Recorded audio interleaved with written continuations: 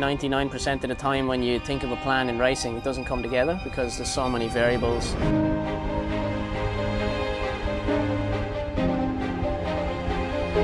But for some reason on that day, everything I wanted to do, it just worked. Ready to go, and they're racing. Trusting you towards the inside. It's one of them races that just went to plan, and it just happened to be the biggest race of my whole career. Nice choices coming through in the uprights, and Warp Speed as well. Down goes he, grabbed by Nice Choice, and Warp Speed coming out. Nice Choice, Warp Speed, they hit the line. It's a photo finish. Nice Choice, I reckon it's one from Warp Speed and a photo.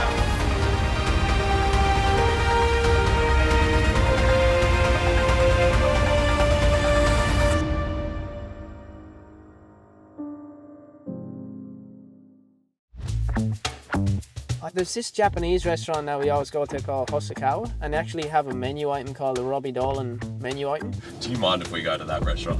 It's closed. Stuff. It's closed, yeah. They're putting a new carpet in. The chair comes back when you finish driving. That's the hardest worker in the house. Imagine you could tell someone 50 years ago, oh yeah, there's going to be like robot vacuums that literally go around your house. There's a couple of cool trophies here, like the Wellington boot, won that on Sonnet Star. That's the Galaxy, that one on Shelby 66. Champ leading apprentice in Sydney, but that's the main one there. That's obviously the Melbourne Cup. That's the saddle I used. That's the #1 trophy. You can hold it if you want. It's never freaking in here because it's always out at events and stuff, you know? I think my love for racing started as a kid. My dad obviously worked in racing. He rode lots of track work and stuff for Dermot Weld. And I think it sort of come from there, like, you know, from the roots, I think, from family background. Did your dad talk much about his experience of Weld and just the Melbourne Cup in general? Obviously, having, you know, helped train a few winners. Vintage Cropper's a danger, and great vintage is late. Diarca Nick, but Vintage Cropper's got him. Vintage Crop, the Irish also win the Melbourne Cup. It was definitely like something we talked about over the years. Like, there was a story that I think there was actually really bad weather the day that one of the horses was supposed to fly out, and it nearly didn't get a chance to fly out because of the bad weather. Like back then it was like, you fly now or you don't fly. Anyway, there was a gap in the clouds and they managed to get through and make it. But yeah, it was pretty cool, the whole Melbourne Cup thing. Like back then it was big deal. Like flying a horse the other side of the world is common now, but wasn't back then. I was a bit of a latecomer to racing and riding. You know, a lot of people sort of start riding at a real young age and then they start their apprenticeship as soon as they turn 17. For me, it was like I only started riding when I turned 17. And then there was a couple of years there in Ireland where I was sort of just learning the trade, becoming myself. And then I had about maybe 90 rides in Ireland. I had about 5 winners, and I just sort of got to that stage where I was like, I might have one winner or one ride a week, you know, here and there, and I just felt like I wasn't learning anything anymore. And I got to that stage where I was like, I need to go somewhere else to expand my knowledge. Australia is probably the place I want to go because I didn't know if I was good enough to make it as a jockey, so I always thought, if I don't make it as a jockey, at least I'm in the sunshine, you know what I mean?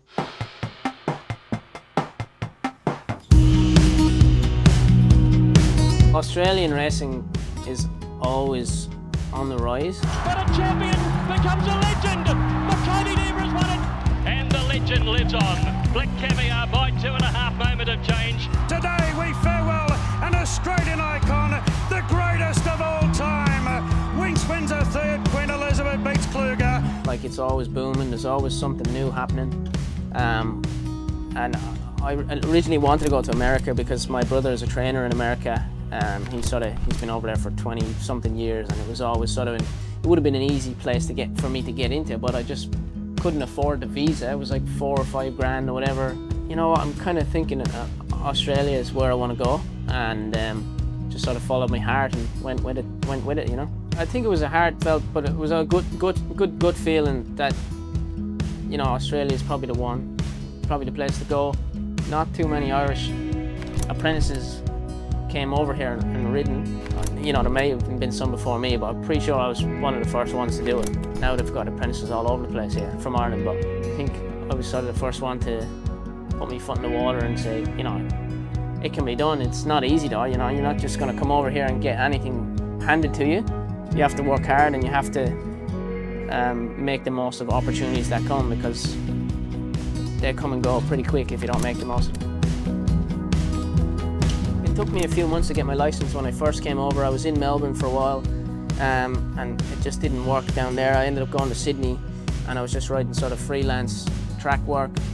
Mark Noonan picked me up, and I became apprentice to Mark. And I think a lot of the good highlights I had of early days in Australia is sort of working for Mark.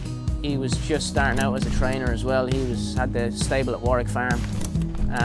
You know, we were having winners all over the place. I wasn't ready to race yet, but there was just sort of a buzz in the air. Like, you know, he was a great boss, great mentor, and he's in Hong Kong now, absolutely killing it.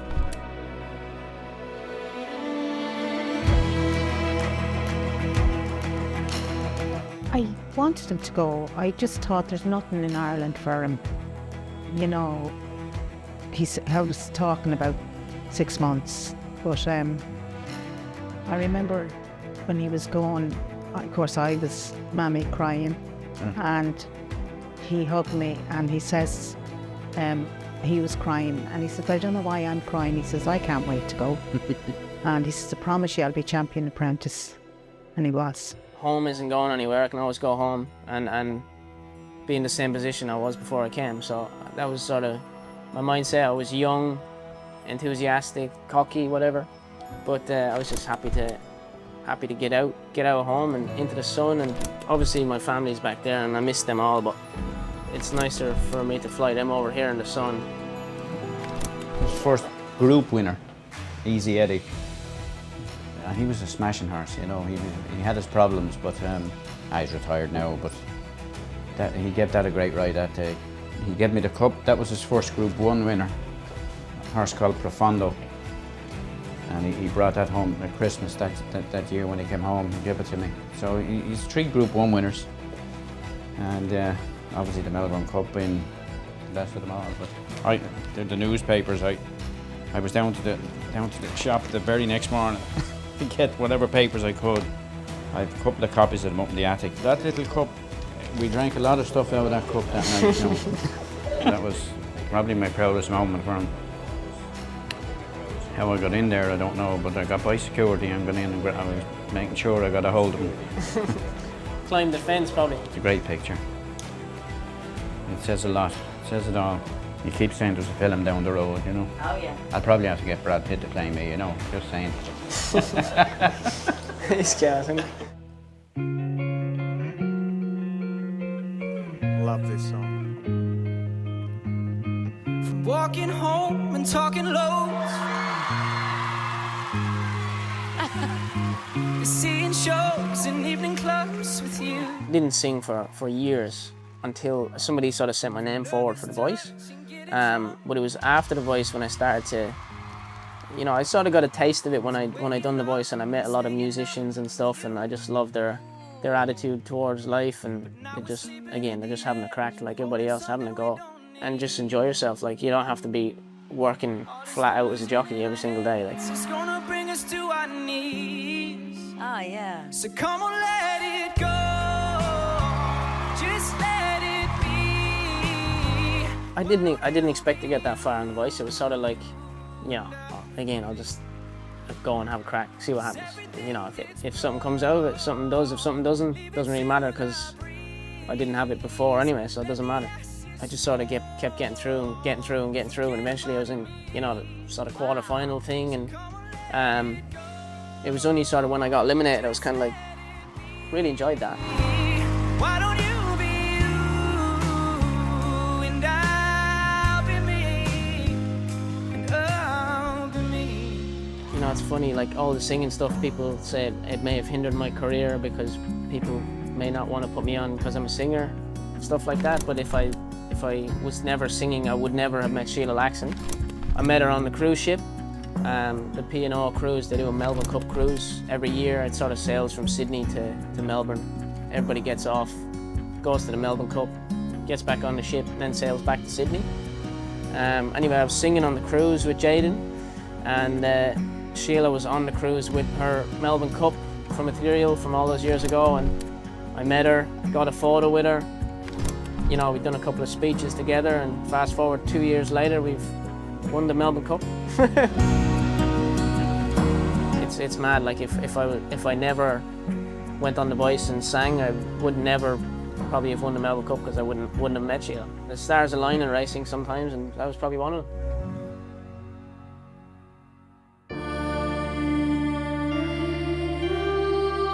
It's not only the race that stops the nation, like it's watched everywhere in the world. On a wider perspective, probably up there with the Kentucky Derby and the Prix de l'Arc Triomphe as the best races in the world. It's one of them races that I never even thought I would have the opportunity to ride in, never mind win it, so I'll take that.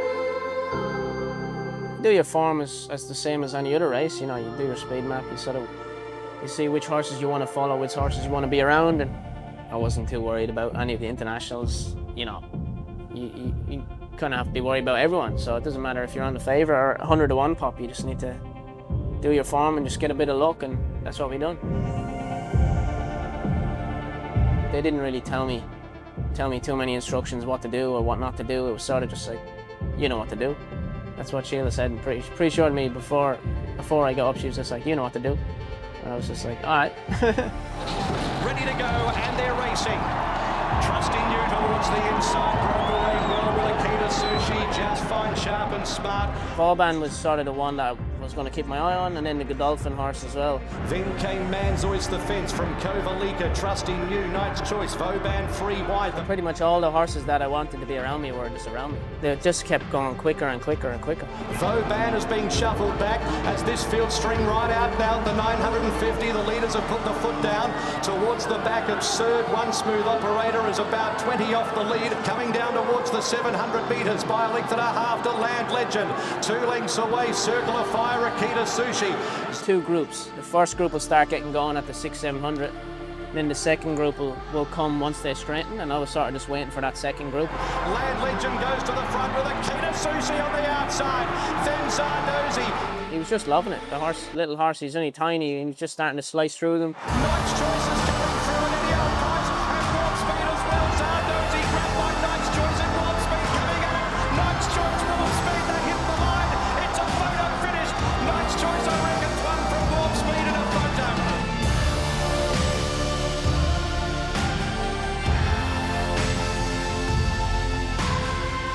It's a numbing feeling. We don't really know what's happening. Oh, sure, we were both nearly crying, you know, and it was very, I don't know what I said.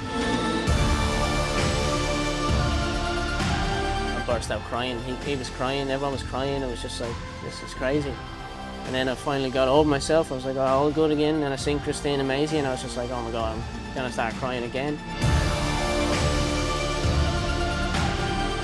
It's nice to make memories, and then just sort of win the race with them there is extra special.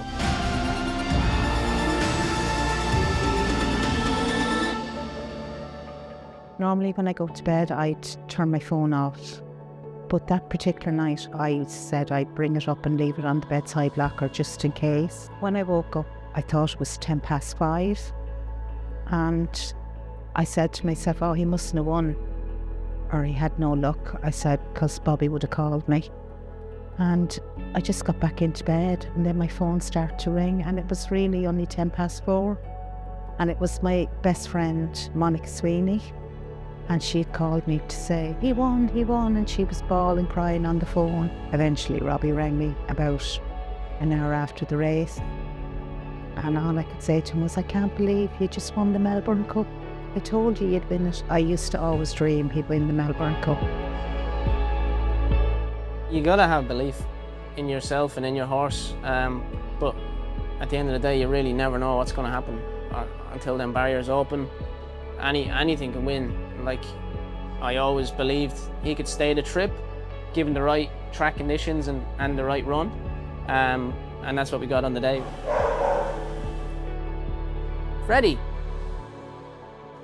He obviously backed the second horse. You hang and don't say a thing. Ladies and gentlemen, Robbie Dolan.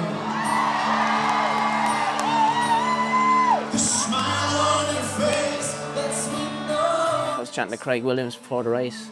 I said to him, I said, if you win, you get to meet Ronan Keating. And then like after the race, he cantered up beside me after I won the race. He's like, oh, I guess you're going to meet Ronan Keating now. So it was pretty cool then to be asked to go and sing with him the next day. It was pretty mad, and them videos will cherish forever, and hopefully we'll sing with him again one day. Sing